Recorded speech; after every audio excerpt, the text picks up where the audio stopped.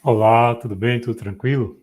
E então, vamos trabalhar um pouquinho com prismas, especificamente seus elementos, né? Nesse caso aqui agora, gostaria de abordar com vocês a diagonal de um prisma. Bom, nessa questão aqui ele facilitou para a gente, pois ele buscou, ele está te perguntando a diagonal de um prisma em especial, né? No caso aqui, o nosso amigo cubo, né? Que é um prisma especial por ter, né, o prisma, a gente sabe, bases poligonais paralelas, são quadrados, e seu corpo formado por retângulos. Nesse caso específico, esses retângulos são quadrados. Beleza? Mas tranquilo, calcular a diagonal. Você tem duas formas.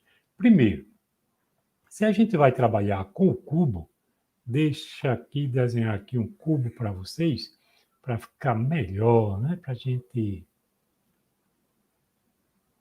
Isso. Desenhar um cubo é a coisa mais simples que tem, né, gente? A gente pega os dois, coloca assim, ó, tentando colocar mais ou menos ao meio. Sempre é bom desenhar para a gente ter uma ideia, né? Ó, tá aqui o cubo. Beleza? E a diagonal? Bom, a diagonal do cubo liga, né, dois vértices opostos. Pode ser, né, em qualquer lado. Eu vou ligar esses dois aqui por questão de visualização. Então, aqui eu tenho a diagonal.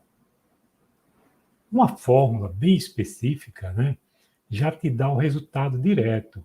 Ela me diz que a diagonal de um cubo sempre é o produto de sua aresta vezes a raiz de 3.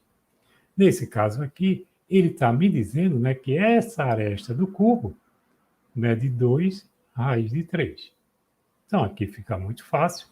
Essa diagonal vai ser igual a 2 raiz de 3 vezes raiz de 3. Então, essa diagonal vai ser igual a 2 vezes a raiz de 9, né? Raiz de 3 vezes raiz de 3, raiz de 9. Raiz de 9 é igual a 3.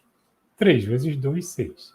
Então, eu tenho que a diagonal mede 6, né?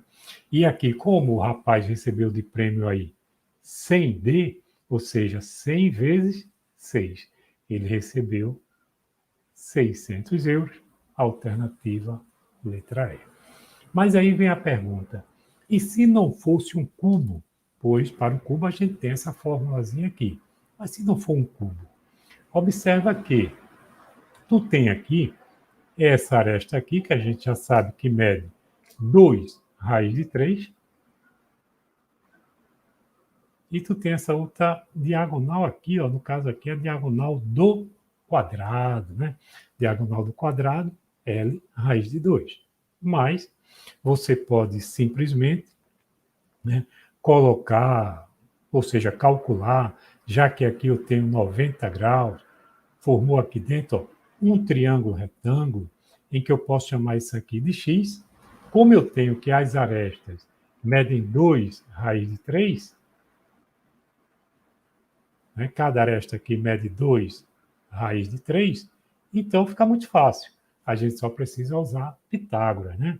X ao quadrado é igual a 2 vezes raiz de 3 ao quadrado mais 2 vezes raiz de 3 ao quadrado. Ou seja, a diagonal, né, a hipotenusa, né, do triângulo retângulo ao quadrado é igual à soma dos quadrados catetos. Então, x ao quadrado aqui vai ser igual a 4 vezes 3, 12, mais 2 ao quadrado, 4. A raiz de 3 ao quadrado fica 3. 4 vezes 3, 12. Eu tenho que x ao quadrado é igual a 24. Beleza? Então, x igual a raiz quadrada de 24. Bom, mas agora eu quero calcular d. Observa que aqui eu tenho também um triângulo retângulo, em que eu tenho a medida dessa aresta, que também é 2 raiz de 3, tenho a medida de x, que é raiz de 24, e eu quero achar d. Logicamente, d é a hipotenusa desse triângulo. Então, eu digo que D ao quadrado, ou seja, o quadrado da hipotenusa, é a soma do quadrado dos catetos. Então, 2 raiz de 3 ao quadrado mais raiz de 24 também ao quadrado. D ao quadrado vai ser igual, a gente já viu que isso aqui dá 12, mais raiz de 24 ao quadrado, 24. Então, você vai ter que D ao quadrado é igual a 36. Raiz quadrada de ambos os lados, D igual a 6. Ou seja, o mesmo resultado. Qual a diferença? A diferença é que, dessa segunda forma, você pode calcular a diagonal de um prisma de base quadrangular, independente de quem seja a figura, né? Nesse caso aqui, é um cubo. Beleza, você tem uma forma. Mas digamos que a base fosse um retângulo. Deixar de ser um cubo, e aí a fórmula já não usa mais. Beleza? Forte abraço, até a próxima.